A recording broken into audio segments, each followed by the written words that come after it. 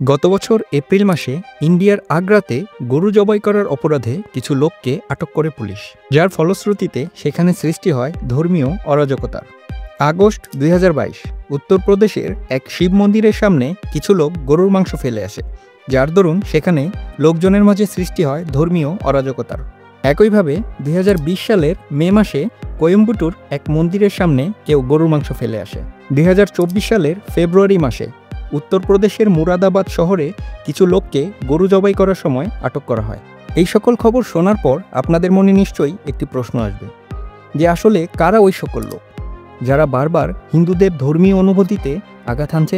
Unfortunately এটার উত্তর আসলে ঠিক সেটা না যেটা আপনি মনে মনে ভাবছেন। পুলিশের তথ্য অনুযায়ী প্রথম ঘটনাটির প্রকৃত দোষী হল হিন্দু মহাসভার কিছু কর্মকর্তা, যাদের মূল উদ্দেশ্য ছিল হিন্দুদের ধর্মীয় অনুভূতিতে আঘাত করে তাদেরকে উত্তেজিত করা। দ্বিতীয় ঘটনাটির ক্ষেত্রে চঞ্চল ত্রিপাঠী নামক এক ব্যক্তি একজন মুসলিম কসাইকে 10,000 টাকা দিয়ে শিব মন্দিরের সামনে গরুর মাংস ফেলে আসার কথা বলেন। এর পিছনে মূল কারণ ছিল চঞ্চল ত্রিপাঠী ওখানকার SHO হরিশ্যাম সিং এর উপর প্রতিশোধ নিতে চেয়েছিলেন। তৃতীয় ঘটনার ক্ষেত্রে কোয়েম্বাটুর মন্দিরের সামনে মাংস ফেলে আসা লোকের নাম হরিরাম প্রকাশ, যিনি মূলত একজন আনএমপ্লয়েড সিভিল ইঞ্জিনিয়ার। পুলিশের বক্তব্য অনুযায়ী তিনি একজন মানসিক রোগী। চতুর্থ ঘটনায় মুরাদাবাদে গরু হত্যার অভিযোগে পুলিশ 4 জনকে গ্রেফতার করে, যার মধ্যে একজন ছিল ইউপি বজরং দলের লিডার। তাদের মূল উদ্দেশ্য ছিল সেখানকার একজন মুসলমানকে গরু হত্যার অভিযোগে মিথ্যে মামলায় ফাঁসানো। আরও আশ্চর্যজনক বিষয় হলো এই গরু হত্যা করার সময় তারা একজন মুসলমানের সাহায্য নিয়েছিল। একইভাবে কিছুদিন ধরে বাংলাদেশ সম্পর্কে গদি মিডিয়া প্রচার করে আসছে বাংলাদেশে সংখ্যালঘু হিন্দুরা মুসলমানদের দ্বারা নির্যাতিত, হিন্দুদের ঘরবাড়ি মন্দির ভেঙে ফেলা হচ্ছে, হিন্দু নারীরা শাখা সিঁদুর পরে রাস্তায় বের হতে পারছেন না। বাংলাদেশ একটি জঙ্গিবাদী রাষ্ট্রে পরিণত হয়েছে। The top story we are following here on India Today is coming in from Bangladesh, where Hindus have been attacked over the past many days. Bharatiya Janata Party has now condemned these attacks. People have been injured, while in protest could be seen across Dhaka, and not just in Dhaka, but in many other parts of Bangladesh as well. Bangladesh থাকবে না বাংলাদেশ। আমি বলছি না আজকে আমি চিৎকার করবো না, আমি আজ রেগে কোনো কথা বলবো না, আমি অভিমান করছি, আমি শোকাহত। এই সকল খবরের পিছনে সত্যতা কতখানি? কেন বারবার গদি মিডিয়া এই সকল মিথ্যা খবর ফলাও করে প্রচার করছে? এই সকল মিথ্যা খবর প্রচার করে মানুষের মধ্যে অরাজকতা সৃষ্টি করার মাধ্যমে তাদের কী লাভ? আজকের এই ভিডিওতে আসুন আমরা মোদি সরকারের সেই পলিটিক্যাল খেলাকে একটু বোঝার চেষ্টা করি।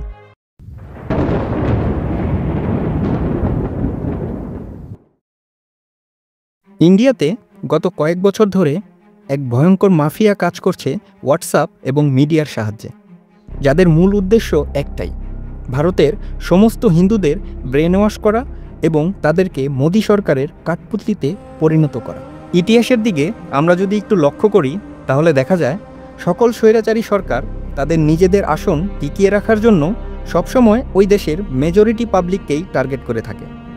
ভারতের ক্ষেত্রে এই মেজরিটি পাবলিক হলো হিন্দুদের এই ব্রেন ওয়াশ করার জন্য হোয়াটসঅ্যাপ মাফিয়ারা মূলত 4টি ধাপে কাজ করে থাকে। প্রথম ধাপে মূলত হিন্দুদের মাঝে গর্ব এবং অহংকারের বীজ বপন করা হয়। হিন্দু হয়ে জন্মগ্রহণ করাটা যে কতটা ভাগ্যের ব্যাপার তা আপনাকে বোঝানো হয়। ধর্ম में जिस व्यक्ति का जन्म होता है वो व्यक्ति बहुत ही भाग्यशाली होता है। দ্বিতীয় ধাপে মূলত আপনার চিন্তা ক্ষমতার বলি দেওয়া হয়, যেখানে আপনাকে একজন ভিকটিম হিসাবে উপস্থাপন করা হয় এবং বলা হয় দেখো যুগ যুগ ধরে তোমার উপর কত অত্যাচার হয়েছে। তৃতীয় ধাপে আপনাকে শেখানো হয় অন্য ধর্মের প্রতি বিদ্বেষতা, যেখানে আপনার মস্তিষ্কে এই মন্ত্র ঢোকানো হয় যে অন্য ধর্মের মানুষেরা আমাদের শত্রু, স্পেশালি মুসলমান। আর অবশেষে চতুর্থ ডিপার্টমেন্ট নরেন্দ্র মোদীকে নিপীড়িত জনতার মাসিয়া হিসাবে উপস্থাপন করে। এই ডিপার্টমেন্টের মূল কাজ হলো আপনার মস্তিষ্কে এই বীজ বপন করা যে নরেন্দ্র মোদী ছাড়া আর কেউই হিন্দু জাতিকে এই সকল শত্রুর হাত থেকে রক্ষা করতে পারবে না। मेरा नाम अनिल कुमार, मैं बीजेपी IT सेल में काम करता हूँ। एक टीम होती है कमेंट सेक्शन में जो कमेंट करती है, और हमारा मेन काम होता है उस टीम का, शायद डिफेम का, वो चीज़ें अपलोड करते हैं, उन्हीं के कमेंट सेक्शन में हम जाके उनको डिफेम करते हैं। এই সকল ব্রেন ওয়াশ হওয়া লোকেরা নিজেদের অন্ধভক্ত নয়, বরঞ্চ মোদি ভক্ত হিসাবে মনে করে। के टिकट पर तो कुत्ता भी खड़ा हो जाए हम जिता दें। ये सच है, अगर कुत्ता भी आएगा उसको भी जिताएंगे। ये तो फिर अंधविश्वास नहीं, भक्त हैं, अंधविश्वास नहीं है, हम भक्त हैं। अगर हमें 5,000 का सिलेंडर भी मिलेगा तो हम 5,000 का सिलेंडर लेंगे, 500 रुपए लीटर पेट्रोल ले लेंगे, बट मोदी सरकार अगेन। महंगाई मेरे हिसाब से कोई ज्यादा नहीं हुई। अब मैं 10 साल से बनियान नहीं पहन रही, देखो आप। वो भगवान है हमारे, हम उनकी पूजा करते हैं। মোদি সরকার যেই টেকনিক ব্যবহার করে মানুষের ব্রেন ওয়াশ করার চেষ্টা করছে, তার ব্যবহার পৃথিবীর বিখ্যাত স্বৈরাচার হিটলারের আমলেও দেখা গেছে। যদিও সে সময় হোয়াটসঅ্যাপের মতো এরকম কোনো সোশ্যাল মিডিয়া অ্যাপ ছিল না, কিন্তু তখনকার যুগে রেডিও, নিউজ পেপার এবং বিভিন্ন সিনেমা তৈরির মাধ্যমে এই 4টি ডিপার্টমেন্ট প্রয়োগ করে মানুষের ব্রেন ওয়াশ করা হতো। প্রথমে জার্মান আর্মিদেরকে বলা হতো, সোসাইটির মধ্যে তোমরাই হলে সবচেয়ে মহৎ এবং সবচাইতে উত্তম। দ্বিতীয় ধাপে তাদেরকে বোঝানো হয়, ইউ আর দ্য ভিকটিম, ইহুদিদের কারণে আমাদের দেশ এবং ইকোনমি বিপর্যস্ত হচ্ছে। তৃতীয় ধাপে বোঝানো হয় যে ইহুদিরাই হলো আমাদের সবচাইতে বড় শত্রু, তারা ঘরে ঘরে ঢুকে আমাদেরকে হত্যা করবে। এবং সবশেষে বলা হয়, এত কিছুর পরেও আমাদের ভয়ের কোনো কারণ নেই, কারণ আমাদের সুপ্রিম লিডার আমাদেরকে অবশ্যই বাঁচাবে। হিটলার আমাদের ঈশ্বরের অবতার, যে আমাদেরকে এই বিপদ থেকে অবশ্যই রক্ষা করবে। ইন্ডিয়াতে আজকে হিন্দুদের ব্রেন ওয়াশ করার জন্য এই সেম টেকনিকের প্রয়োগ করা হয়, যার মূল মন্ত্র হলো আমাদের সবচাইতে বড় শত্রু মুসলমান। মুসলমানদের থেকে হিন্দুদের বাঁচানোর জন্য একমাত্র মাসি হলো নরেন্দ্র মোদি।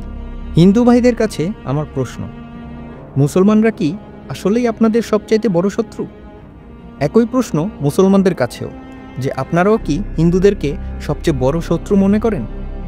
আপনাদের দুই দলের উত্তর যদি ইয়েস হয়ে থাকে, তাহলে কংগ্রাচুলেশন, আপনাদের ব্রেন ওয়াশ হয়ে গেছে। আপনি যদি ব্রেন ওয়াশ হওয়া দলের একজন হয়ে থাকেন, তাহলে আপনার কাছে আমার একটি প্রশ্ন। ভারতবর্ষ ইংরেজদের হাতে যাওয়ার আগে প্রায় 6 থেকে 700 বছর ম্যাক্সিমাম ভারতবর্ষ শাসন করত মুসলমান রাজারা। মুসলমানদের হাতে তখন ক্ষমতা থাকার পরেও ভারতের তখনকার হিন্দুরা তো নিজেকে কখনো বিপদগ্রস্ত মনে করেনি। তাদের কাছে কখনোই মনে হয়নি যে মুসলমানদের কারণে তাদের অস্তিত্ব সংকটাপন্ন। কিন্তু আজকের দিনে পুরো ভারতবর্ষে সরকার থেকে শুরু করে সমস্ত বিভাগ যেখানে হিন্দুদের কন্ট্রোলে, সেখানে মাইনরিটি মুসলমানরা কিভাবে হিন্দুদের জন্য বিপদ ডেকে আনবে। 8वीं सदी में इस्लाम आया, 500 साल तक मुसलमानों का और मुगलों का राज्य साम्राज्य रहा, तब भी सनातन धर्म हिंदू धर्म कभी खतरे में नहीं रहा। जो लोग बताते हिंदू धर्म खतरे में है, जबकि राष्ट्रपति, प्रधानमंत्री, मुख्यमंत्री सारे के सारे तो हिंदू हैं, फिर भी खतरे में कैसे हो गया? अगर इन सबके रहते हुए खतरा है तो फिर वाकई में कहीं ना कहीं भूल किसी स्तर पर है, या उनके निकम्मापन है, या धर्म के आवरण को न समझते हुए वे धर्म को एक नया स्वरूप देते। हिंदू तो खतरे में हो सकता है, लेकिन हिंदू धर्म, सनातन धर्म न खतरे में कभी था, न कभी रहेगा और न कभी है। কেন বারবার গদি মিডিয়াগুলো ফলাও করে প্রচার করে হিন্দু খাতরে মে, হিন্দু খাতরে মে? मुसलमान पूरे दुनिया में ये नैरेटिव बना रहे हैं कि मुसलमान भारत में खतरे में है। खतरे में है कौन? हिंदू खतरे में है या मुसलमान खतरे में? और दोनों कह रहे हैं हम कि हम खतरे में। 80% होते हुए हम अपने राम के राज्य में राम की यात्रा नहीं निकाल पाए। 80% होते हुए राम की जन्मभूमि के लिए कई साल अदालतों पर माथा रगड़ना पड़ा। खतरे में हिंदू है कि मुसलमान? এগুলো আসলে সরকারের একটা রাজনৈতিক চাল, যেখানে হিন্দুদের ধর্মের নামে উত্তেজিত করে মুসলমানদের বিরুদ্ধে তাদের মাঝে হিংসা এবং বিদ্বেষ ছড়ানো হয়। আর এই কাজটা ভারতীয় রাজনীতিতে বহু বছর ধরে চলে আসছে। 1964 সালে কলকাতায় হিন্দু মুসলিম দাঙ্গাতে শত শত লোক নিহত হয়, আহত হয় প্রায় 438 জন, প্রায় 7,000-এর বেশি লোককে গ্রেফতার করা হয়। 70,000-এর মতো মুসলমানরা তাদের ঘরবাড়ি ছেড়ে পালিয়ে যায়। সে সময় পূর্ব পাকিস্তান অর্থাৎ বাংলাদেশে হিন্দুদের উপর নির্যাতন এবং নিপীড়নের চিত্র দেখিয়ে মূলত কলকাতায় হিন্দুদেরকে মুসলমানদের উপর উত্তেজিত করা হয়। 1883 সালে আসামের লালুং উপজাতির লোকেরা বাঙালি বংশোদ্ভূত 1800 মুসলমানকে গণহত্যা করে, যেটিকে দ্বিতীয় বিশ্বযুদ্ধের পর সবচাইতে বড় গণহত্যা হিসেবে ধারণা করা হয়। 1969 সালে গুজরাট দাঙ্গার সময় 30 জন মানুষ মারা যায়। 1970 সালের দাঙ্গায় মুসলমানদের মালিকাধীন সম্পদের উপর ব্যাপক পরিমাণে অগ্নিসংযোগ এবং ভাঙচুর করা হয়। 1980 সালে মুরাদাবাদে প্রায় 2500 লোক প্রাণ হারায়। 1989 সালে ভাগলপুরে অযোধ্যা বিতর্কের কারণে প্রায় সহস্রাধিক লোক প্রাণ হারায়। 1987 সালে উত্তরপ্রদেশের হাসিমপুরা এলাকা থেকে 19 জন লোকাল যুবক এবং 42 জন মুসলিম যুবককে আটক করে ট্রাকে তুলে নিয়ে যাওয়া হয়। পরবর্তীতে গাজিয়াবাদ জেলার মুরাদনগরের নিকটে তাদেরকে গুলি করে হত্যা করা হয় এবং তাদের লাশ খালে ফেলে দেওয়া হয়। 1992 সালে বাবরি মসজিদকে কেন্দ্র করে মুম্বাইয়ে যে দাঙ্গা হয় সেখানে প্রায় 900 জন লোক মারা যায়। এছাড়া প্রায় 2036 জন আহত হয় এবং হাজার হাজার মানুষ তাদের ঘরবাড়ি হারায়। এই গণহত্যা মূলত শিবসেনা এবং বাল ঠাকুরের নেতৃত্বে হিন্দু জাতীয়তাবাদী দল দ্বারা প্ররোচিত হয়। 2002 সালে গুজরাটে মুসলমানদেরকে রাষ্ট্রীয় ফ্যাসিবাদী সন্ত্রাস হিসাবে উল্লেখ করা হয় এবং তাদের উপর চালানো হয় গণহত্যা, যেখানে প্রায় 2000 মুসলমানের পাশাপাশি 254 জন হিন্দুও মারা যায়। আর এই ঘটনার পিছে মূল কারিগর ছিল বর্তমান ভারতের অনেকের কাছে মাসিহা নরেন্দ্র মোদী। 2013 সালে মুজফ্ফরনগর দাঙ্গায় প্রায় 42 জন মুসলমান এবং 20 জন হিন্দু সহ 62 জন লোক প্রাণ হারায়। 200-র বেশি লোক আহত হয় এবং 5000-এর বেশি লোক তাদের ঘরবাড়ি হারায়। 2020 সালে দিল্লির দাঙ্গায় 53 জন নিহত সহ প্রায় 200 জনের বেশি আহত হয় এবং এই দাঙ্গার পিছনেও কারিগর ছিলেন মিস্টার নরেন্দ্র মোদী। এখন প্রশ্ন হলো, এই সকল দাঙ্গাতে যদি 10 জন মুসলমান মারা যায় তাহলে 5 জন হিন্দুও তো অবশ্যই মারা গেছে। যদি 10টা মুসলিম পরিবার ধ্বংস হয় তাহলে অবশ্যই 5টা হিন্দু পরিবারও ধ্বংস হয়েছে। তাহলে এই দাঙ্গাগুলো দ্বারা আসলে মূলত কারা লাভবান হচ্ছে, হিন্দু, মুসলমান নাকি অন্য কেউ? অন্য ধর্মের লোকজনকে যারা চিরশত্রু মনে করে তারা নিজেরা ভালো আছেন তো, নাকি আপনাদের ধর্মের প্রতি যে ইমোশন সেটাকে অন্য কেউ কাজে লাগাচ্ছে? মাথায় যদি গোবর না থাকে তাহলে একটু ভেবে দেখুন, অবশ্যই উত্তর পেয়ে যাবেন। আর গদি মিডিয়ার উদ্দেশ্যে বলছি, বাংলাদেশের মানুষ গোমূত্র খায় না, তারা গরুর মাংস খায়। তাই হিন্দু মুসলিমের মাঝে বিভেদ তৈরি করার যে খেলা, অন্তত সেটা বাংলাদেশে কাজ করবে না। আর শুধু বাংলাদেশ নয়, হয়তোবা এটা পশ্চিমবঙ্গেও কাজ করবে না, কারণ পশ্চিমবঙ্গের লোকজন যেই ধর্মেরই হোক না কেন, পরিশেষে তারা বাঙালি। আর বাংলায় ধর্মের নামে বিদ্বেষের ইট ছড়ালে পাটকেল আপনাকে খেতেই হবে। গদি মিডিয়ার ঢালাওভাবে প্রচার করা এই বস্তা পচা সব তথ্য এবং গদি সরকারের হিন্দু মুসলিম খেলাতে ভারতের সাধারণ জনগণের আসলে কতখানি লাভ হচ্ছে? এই তো কিছুদিন আগে গদি সরকারের কিছু অতিরিক্ত হিন্দু ভক্ত নেতারা বাংলাদেশিদের জন্য ভারতীয় ভিসা বন্ধ করে দেন। তাদের মতে বাংলাদেশে সংখ্যালঘু হিন্দুরা নির্যাতনের উপরে রয়েছে। তাদের প্রতি সমবেদনা জানাতে প্রতিবাদস্বরূপ বাংলাদেশিদের জন্য ভারতীয় ভিসা বন্ধ করা হয়। সাথে এও ঘোষণা করা হয় যে ভারত থেকে বাংলাদেশে আমদানি করা অনেক পণ্যই বন্ধ করে দেওয়া হবে। আসলেই কি বাংলাদেশের হিন্দুরা নির্যাতিত হচ্ছে? আমার এরিয়াতে তো আমি কোনোভাবেই দেখতে পাই না হিন্দু মুসলমানের কোনো বাজে সিচুয়েশন। বাংলাদেশে হিন্দু খ্রিস্টান বৌদ্ধ এদের মতো নিরাপদ নিশ্চিত জীবন আর কোনো রাষ্ট্রের মধ্যে নাই। যে ঘটনা বাংলাদেশে ঘটে গেছে, যে লয়ারকে আসলে যেভাবে মারা হয়েছে, যে ওই ঠিক সেম সিচুয়েশনে ইন্ডিয়া হলে কয় হাজার মুসলমান হিন্দু মারা যেত এতদিন। এখানে থাকে না কিছু রাজনৈতিক বিষয়াদি, এগুলো যাতে আমাদের ধর্মের মধ্যে না নিয়ে আসা হয়। আসলে ব্যক্তিগতভাবে বলতে গেলে আমরা যথেষ্ট ভালোই আছি।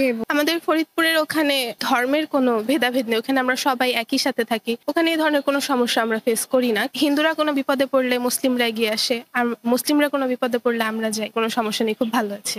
Indian mainstream media Chanchal Chowdhury গৃহবন্দী, কফিনের শেষ পেরেক, এরকম বলে খবর করে দিল এবং সেই খবরটা একদিন ধরে মার্কেটে থাকলো, অনলাইনে থাকলো। তারপরে নিজের ফেলা থুতু চাটতে হলো ভারতীয় মিডিয়াকে, এটা আমার বলতে যন্ত্রণা হচ্ছে, কষ্ট হচ্ছে। এবং তারা তারপরে খবর করলেন যে খোদ চঞ্চল চৌধুরী বলছেন তার সাথে এরকম কিছু ঘটেইনি। অদ্ভুত, লজ্জা নেই তাদের, কোনো অনুতাপ নেই, কোনো ক্ষমা চাওয়া নেই। একেই বলে মার চাইতে মাসির দরদ বেশি। হিন্দুদের প্রতি আপনার যদি এতই দরদ থাকে, তাহলে মণিপুরে যখন হাজার হাজার হিন্দুদেরকে জ্যান্ত জ্বালিয়ে মারা হচ্ছিল, তখন আপনার হিন্দুত্ববাদ কোথায় ছিল? আপনার দেশে যখন সংখ্যালঘুর উপর অত্যাচার হয়, তখন আপনার মুখ দিয়ে কেন প্রতিবাদ বের হয় না? আসলেই কি হিন্দুদের প্রতি আপনাদের এত দরদ, নাকি নিজেদের ক্ষমতা টিকিয়ে রাখার জন্য এটা আসলে একটা নোংরা রাজনীতির খেলা? বাকি রইল বাংলাদেশিদেরকে যদি ভারত ভিসা না দেয়, তাহলে এখানে কার ক্ষতি? আর ভারত থেকে আমদানি করা পণ্য যেমন পেঁয়াজ, আলু ইত্যাদি যদি ভারত বন্ধ করে দেয়, তাহলে কি আসলেই বাংলাদেশ না খেয়ে মরবে? মাত্র দুটো রাফেলকে যদি উড়িয়ে দেয় ভারত, প্যান্টে বাথরুম করে ফেলবে ওরা। তোদের উপর আমরা নির্ভর করি না, আমাদের উপর তোরা নির্ভর করেন।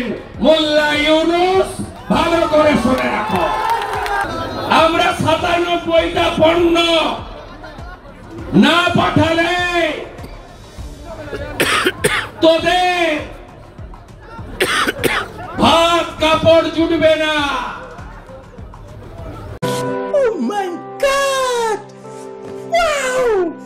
২০২২ সালে শুধুমাত্র চিকিৎসা সেবা নেওয়ার জন্য ভারতে আগমনরত বাংলাদেশি ট্যুরিস্টদের সংখ্যা ছিল প্রায় ৩ লক্ষের উপরে। ২০২৩ সালে সেটা বেড়ে প্রায় ৪.৫ লক্ষতে দাঁড়ায়। আর এটা তো ছিল শুধুমাত্র চিকিৎসা সেবা নেওয়ার জন্য ভারতে যে সকল লোকেরা গিয়েছিল তাদের একটা পরিসংখ্যান। এছাড়া বাংলাদেশ থেকে শুধুমাত্র মার্কেটিং এবং ঘোরাঘুরির উদ্দেশ্যে হাজার হাজার মানুষ ভারতে যায়। আর এখানে আরেকটা জিনিস বলে রাখা ভালো, যে এই সেবাগুলো কিন্তু বাংলাদেশিরা পর্যাপ্ত পরিমাণ টাকার বিনিময়ে নিয়ে থাকে, এটা কোনো ফ্রি সার্ভিস না। এখন এই রাস্তাগুলো যদি বাংলাদেশিদের জন্য বন্ধ হয়, তাহলে কি ভারতের ক্ষতি নাকি বাংলাদেশের ক্ষতি? বাংলাদেশি দাদা না আসলে না কলকাতা সব ভুকা মরে যাবে একদম। জিনিস আমি সচ্চা বলছি দাদা, এক সকাল বেলা আসলাম, একটা ভাড়া পাওয়া যাচ্ছে না। যে অবস্থা দেখা যাচ্ছে বেশি দিন থাকবে না, আর বেশি দিন থাকলে দেশ ধ্বংস হয়ে যাবে। পাশাপাশি দুটো প্রতিবেশী দেশ, একই ভাষা, একই ঐতিহ্য, একই খাবার দাবার, সেখানে এইভাবে আমার মনে হয় স্তব্ধ হয়ে থাকাটা ঠিক। রেস্টুরেন্ট গুলো বাঙালিরা, আমাদের কলকাতার বাঙালিরা একটা অনুষ্ঠানে আসে, বাট বাংলাদেশিটা সবসময় খায়, তাই না? তো এই জায়গাটা একটা এফেক্ট করেছে, মানি এক্সচেঞ্জের এফেক্ট করেছে। আপনারা আসুন, আপনার ভাই আমি, আপনার ভাই আমরা ইন্ডিয়ান সবাই আছি। আপনাদেরকে সেফ জায়গায় রাখা, সেফ ভাবে চলার দায়িত্ব আমি ভারতীয় হিসাবে বলতে পারি, আসুন। উইকিপিডিয়ার তথ্য মতে ভারতে প্রতি বছর ৯.২ মিলিয়ন ট্যুরিস্ট বেড়াতে আসে, যেখান থেকে ভারত সরকার প্রতি বছর প্রায় ২৪,৭০৭ কোটি ফরেন কারেন্সি আয় করে থাকে, যার মধ্যে শুধু বাংলাদেশিদের থেকে আয় করে ২২.৫%। আপনাদের কি মনে হয় পৃথিবীতে চিকিৎসা সেবার জন্য ভারতই একমাত্র দেশ? যদি এমনটা মনে করে থাকেন, তাহলে আপনি বোকার স্বর্গে বসবাস করছেন।